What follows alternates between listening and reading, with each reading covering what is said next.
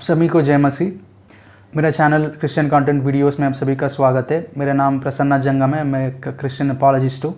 मैं आज contented preaching क्या है के बारे में बात करने वाला हूँ और ये सरमन कंटेंट सीरीज़ के मटेरियल से आया हुआ एक सरमन है। So what is content preaching? ईसाई धर्म में और ईसाई धर्म के प्रीचिंग्स में परमेश्वर के वचन का अर्थ का व्याकरण या विवरण को कंटेंटेड प्रीचिंग कहते हैं। जब एक सरमन में होता है तो उसको कंटेंटेड प्रीचिंग कहते हैं।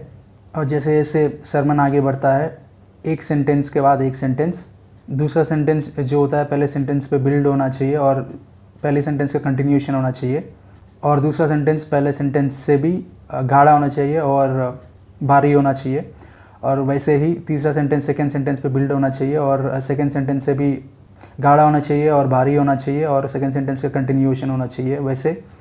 और जितना दूर एक सरमन जाता है उतने ही दूर, जितने भी दूर जाता है सेंटेंसेस एक के बाद एक सेंटेंस, एक एक सेंटेंस पहले अपनी पहले सेंटेंस से भी थिक होते हुए, गाढ़ा होते हुए और भारी होते हुए एक्सप्लेनेशन के मामले में सरमन में कंटिन्यू होना चाहिए। इस परंपरा को एक सरमन में रखते हुए, मेंटेन करते हुए प्रीचिंग को कंटिन्यू करेंगे। उस प्रीचर को कंटेंटेड प्रीचर कहते हैं और उस प्रीचिंग को कंटेंटेड प्रीचिंग कहते हैं। और प्रीचिंग में जो भी सेंटेंस बोला जाता है वो प्रीवियस सेंटेंस की कंटिन्यूएशन होना चाहिए और उस सेंटेंस में उसको एक्सप्लेन करते हुए कोई डेविएशंस या एस्केपिंग या उदाहरणों का उपयोग करना या फिर किसी कथाओं को, खबरों को, गवाहियों को इस्तेमाल ना करना, गवाहियों का इस्तेमाल करना। एक्सप्लेनेशन और फर्दरिंग एक्सप्लेनेशन की जगह में प्रीचिंग को कंटेंटेड प्रीचिंग ना कहलाता है अगर रिक्वायर्ड से भी कुछ ज़्यादा तादाद में, कुछ ज़्यादा परसेंटेज में है तो।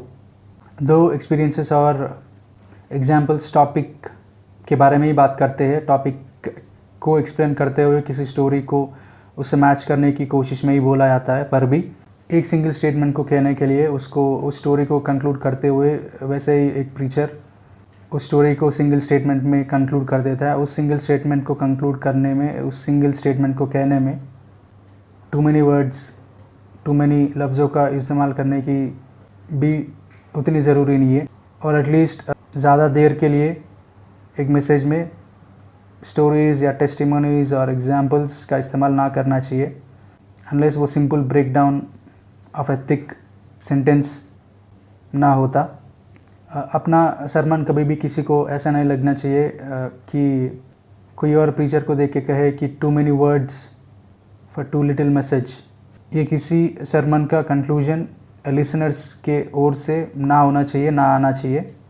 एटलीस्ट ज़्यादा स्टोरीज़ और टेस्टिमोनीज़ प्रीचिंग में होता है तो वो सरमन का टाइम को और उसकी गाढ़ापन को या उसकी थिकनेस को डाइल्यूट कर देता है, उसको हल्का कर देता है।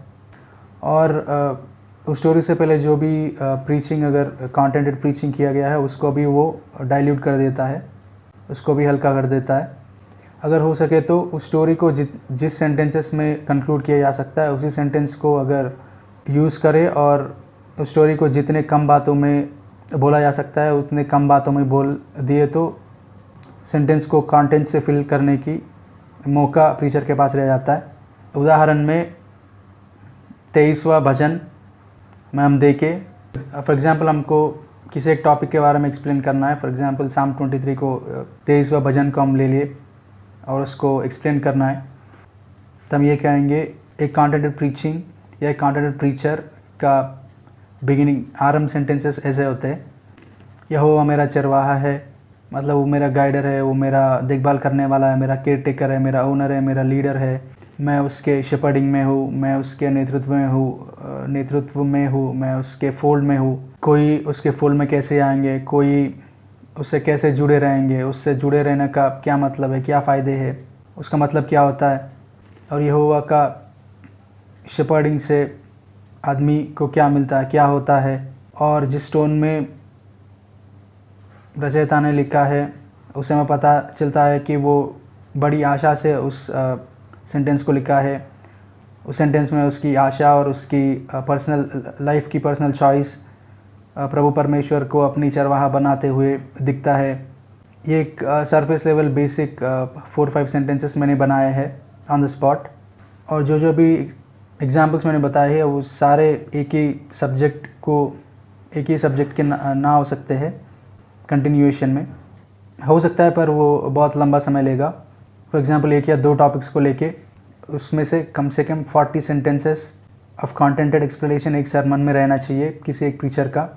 अगर उसकी प्रीचिंग को कॉन्टेंटेड प्रीचिंग कहना चाहिए या फिर उस प्रीचर को कॉन्टेंटेड प्रीचर कहना चाहिए, तो कम से कम उसकी प्रीचिंग में एक ही टॉपिक, अगर कोई और सब्जेक्ट को इंक्लूड कर सकता है तो कर सकता है, लेकिन वो मेन टॉपिक नहीं रहना चाहिए। वो main topic explanation, main point के एक्सप्लेनेशन के हिस्सा बनना चाहिए।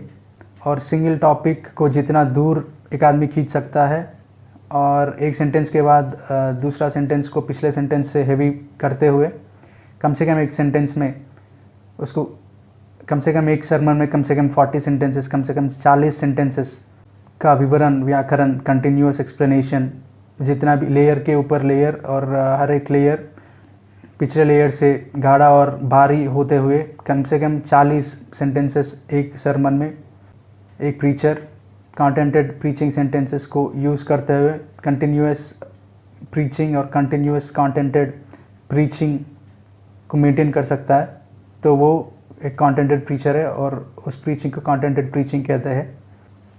और इन 40 सेंटेंसेस में से भी पहले 5 सेंटेंसेस बहुत लोगों को न्यू इन्फॉर्मेशन नहीं रहता है।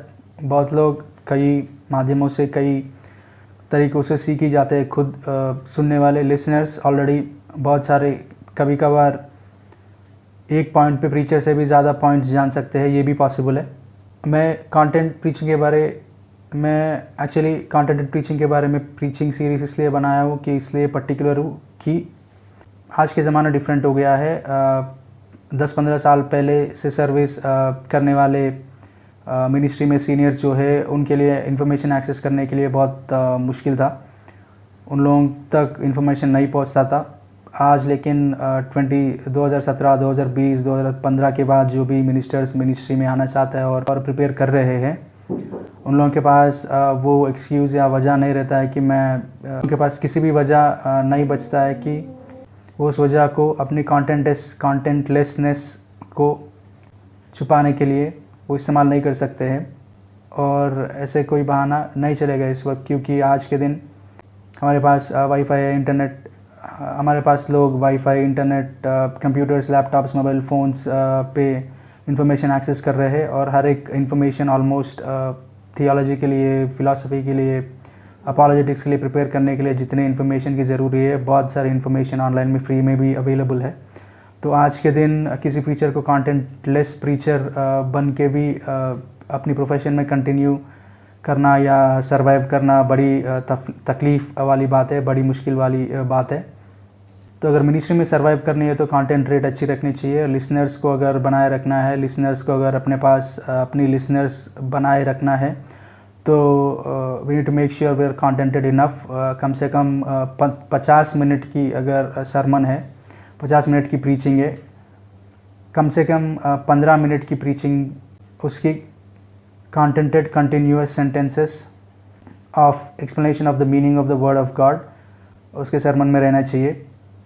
परमेश्वर के वचन का अर्थ का विवरण कम से कम 40 सेंटेंसेस या 50 मिनट का सरमन में 15 मिनट का टाइम को ऑक्यूपाई करते हुए उसकी कंटेंट रहना चाहिए। बीच में कुछ सेंटेंसेस कंटेंटेड कंक्लूडेड सेंटेंसेस भी रहते हैं, उसको सिंप्लीफाई करने में एक दो सेंटेंसेस इधर उधर यूज़ भी कर सकते हैं, पर ओवरऑल 15 मिनट का एक्सप्लेनेशन या कम से कम 40 सेंटेंस का कंटेंटेड एक्सप्लेनेशन एक सरमन में अगर ना रहे तो एक सरमन में ना रहे तो उस सरमन को कंटेंटेड सरमन नहीं कह सकते हैं, क्योंकि वो मिनिमम कंटेंट प्रीचिंग रेट है एक सरमन को कंटेंट प्रीचिंग कहने के लिए।